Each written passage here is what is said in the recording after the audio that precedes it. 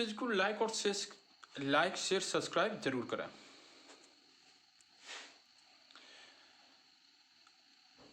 Part 1 part 2 में आपने इनके 3 पॉइंटों के बारे में डिस्कस किया था। आज जो हम डिस्कस करेंगे वह किसके पूर्वकालिक क्रिया के बारे में डिस्कस करेंगे। एब्सोल्यूट वर्ब, जिस वाक्य में मुख्य क्रिया से पहले यदि कोई क्रिया हो जाए तो वह पूर्वकालिक क्रिया कहलाती है। दूसरे शब्दों में जब कर्ता एक क्रिया समाप्त कर उसी क्षण में दूसरी क्रिया के प्रवृत्त होता है तब वह पूर्वकालिक क्रिया कहलाती है। चैनल को लाइक शेयर सब्सक्राइब जरूर करें।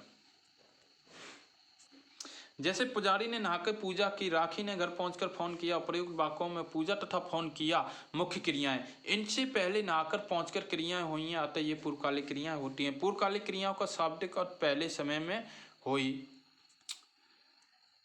पूर्वकालिक क्रिया मूल ढाट से कर अथवा करके लगाकर बनाई जाती है। जैसे चोर सामान चुराकर भाग गया, व्यक्ति ने भागकर बस पकड़ ली, सत्य ने पुस्तक को देखकर उत्तर दिया और मैंने घर पहुंचकर चैन की सांस ली। कर्म के आधार पर क्रिया के भेद। कर्म की दृष्टि से क्रिया को निम्नलिखित 2 भेद होते हैं, सक्रमक क्रिया और अक्रमक क्रिया। सक्रमक क्रिया क्या होती है? सक्रमक क्रिया वाक्य के जिस क्रिया के साथ साथ कर्म भी हो तो उसे सक्रमक क्रिया कहते हैं। इसे हम ऐसे भी कह सकते हैं कि सक्रमक क्रिया उसे कहते हैं जिसके कर्म हो या जिसके साथ कर्म की संभावना हो, अर्थात जिस क्रिया के साथ व्यापार या संचालन तो कर्ता से हो पर जिसका फल या प्रभाव किसी दूसरे व्यक्ति या वस्तु अर्थात कर्म पर पड़े।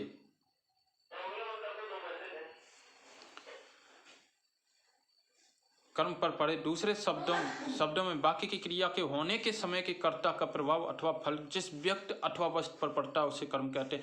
सरल शब्दों में जिस क्रिया का फल कर्म पर पड़े उसे सक्रमक क्रिया कहते हैं। जैसे अध्यापिका पुस्तक पढ़ा रही है, माली ने पानी से पौधों को सींचा। प्रयुक्त वाक्यों में पुस्तक, पानी और पौधे शब्द कर्म है क्योंकि कर्ता अध्यापिका तथा माली है का सीधा से फल नहीं पड़ रहा है। क्रिया के साथ साथ क्या किसे किसको लगाकर प्रश्न करने के यदि उचित उत्तर मिले तो वह सक्रमक क्रिया होती है। जैसे प्रयुक्त वाक्यों में पढ़ा रही है, सिंचा क्रियाएं, इनमें क्या किसे और किसको प्रश्नों के उत्तर मिल रहे हैं, अतः ये सक्रमक क्रियाएं हैं।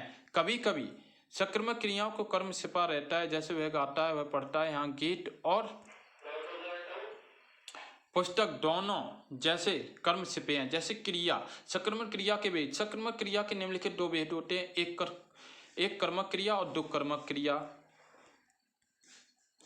एक कर्मक क्रिया, जिस सक्रमक क्रियाओं में केवल एक ही कर्म होता है वे एक कर्मक क्रियाएं कहलाती हैं। जैसे श्याम फिल्म देख रहा है, नौकरानी झाड़ू लगा रही है।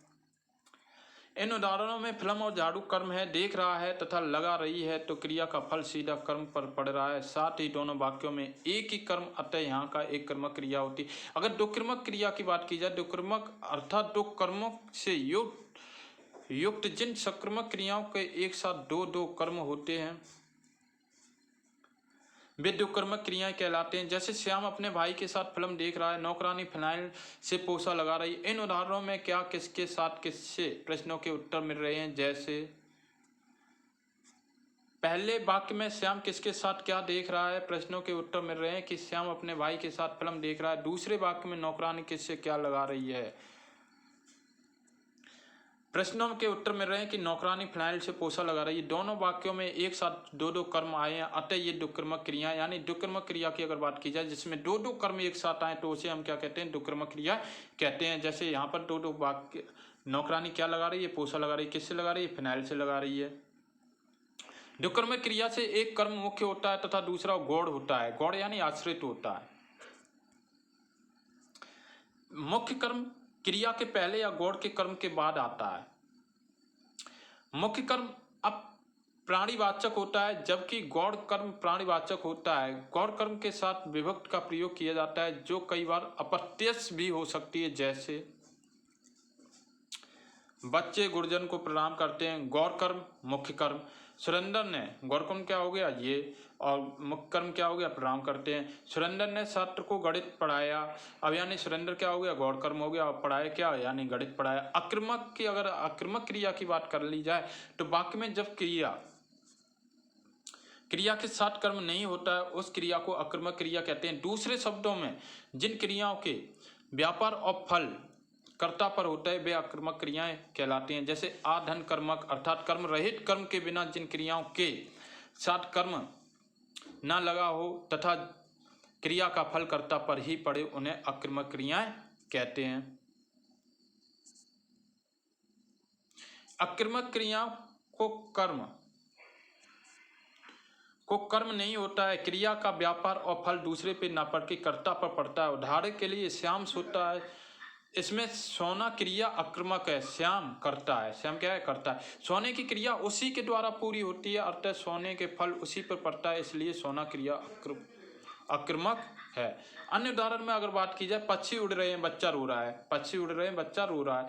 उपयुक्त वाक्यों में कर्म नहीं होता है क्योंकि यहाँ क्रिया के साथ क्या, किसे, किसको, कहाँ, 8 प्रश्नों का कोई उत्तर नहीं मिल पा रहे हैं। अतः जहाँ क्रिया के साथ इन प्रश्नों का उत्तर ना मिले उन्हें हम क्या कहते हैं? अकर्मक क्रियाएं कहते हैं। कैसी क्रिया कहते हैं? अकर्मक क्रिया कहते हैं। जहाँ पर क्रिया के साथ इन प्रश्नों का, जिन प्रश्नों की अगर बात की जाए उनके अगर उत्तर ना मिले तो उन्हें हम क्या कहते हैं? अकर्मक क्रियाएं कहते हैं। जैसे कुछ अकर्मक क्रियाएं इस प्रकार होती हैं: तैरना, कूदना, सोना, ठहरना, उछलना, मरना, जीना, बरसना, रोना, चमकना आदि। सक्रामक और अकर्मक क्रियाओं की अगर पहचान की बात की जाए तो सक्रामक और अकर्मक क्रियाओं की पहचान क्या, किसे, किसको आदि के प्रश्न से होती है। क्या,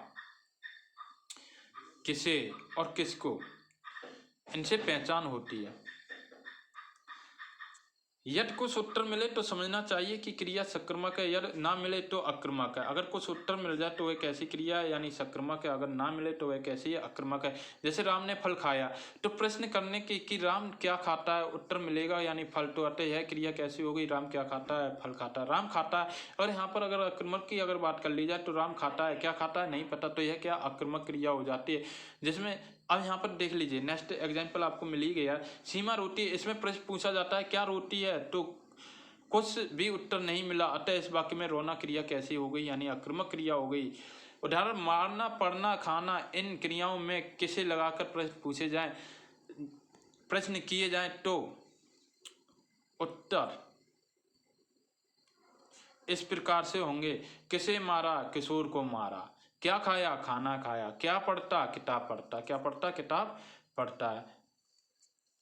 क्या पढ़ता है? किताब पढ़ता है। इन सब उदाहरणों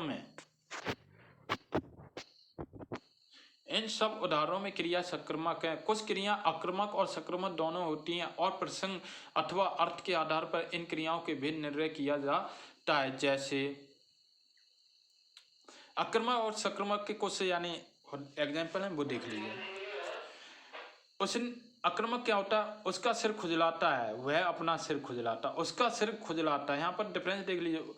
उसका सिर खुजलाता है, वह अपना सिर खुजलाता है, यानी उसका सिर खुजलाता है। ये नहीं पता कौन खुजलाता है, यहाँ पर वह अपना सिर खुजलाता है। बूंद बूंद से घड़ा भर जाता है, मैं घड़ा भरता हूँ।